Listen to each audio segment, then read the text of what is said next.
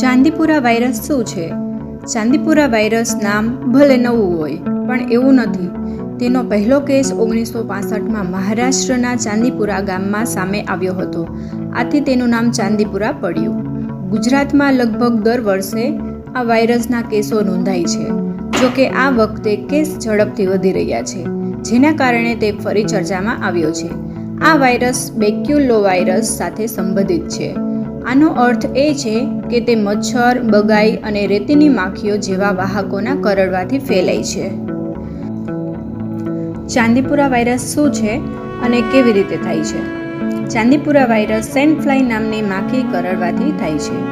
Sandfly માખી ઘરની અંદરની બાજુએ કાચી કે પાકી દિવાલ પર ભેજવાળા વાતાવરણમાં થાય છે. આ સેન્ડફ્લાય નરી આંખે જોઈ શકાય તેવી સામાન્ય માખી કરતાં 4 ગણી નાની હોય છે. ચાંદીપુરા વાયરસના લક્ષણો જોઈએ તો તેમાં વાયરસના ચેપથી મગજની પેશીઓમાં સોજો અથવા બળતરા થાય છે. સામાન્ય રીતે ઊંચો તાવ એ તેનું પ્રારંભિક લક્ષણ છે. ચાંદીપુરા વાયરસ મોટે ભાગે 9 મહિનાથી લઈને 14 વર્ષના બાળકો પર વધારે અસર કરે છે.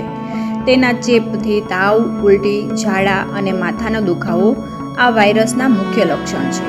તેનો કોઈ રામબાણ ઇલાજ કે રસી હજુ સુધી ઉપલબ્ધ નથી. આથી તેનાથી બચવું એ જ એકમાત્ર ઉપાય છે. ચાંદીપુરા વાયરસ માટે કોઈ ચોક્કસ એન્ટીવાયરલ સારવાર ઉપલબ્ધ નથી. આ એક જીવલેણ રોગ હોવાથી તેના લક્ષણો ઝડપથી વધી શકે છે.